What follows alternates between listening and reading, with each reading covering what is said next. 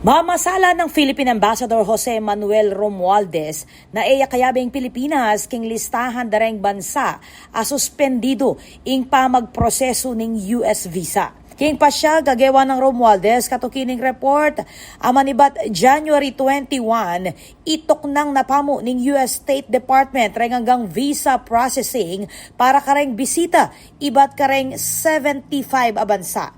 Ginaransya ning opisyal na kayabe keti ing Pilipinas. Agpang king meto nga memo, ibat king State Department, abalong kabilang kareng bansa na itok ng pamo ing US visa processing, rem bansang Somalia, Russia, Iran, Afghanistan, Brazil, Nigeria, at Thailand, akasiping namo ning Pilipinas.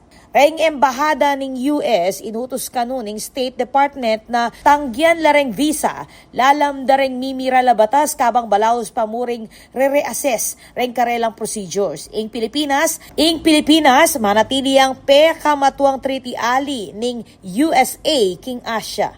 Ako po, Patricia Mamangon para King News Force, Pampanga. Balitang tutuking Balan, susuyo.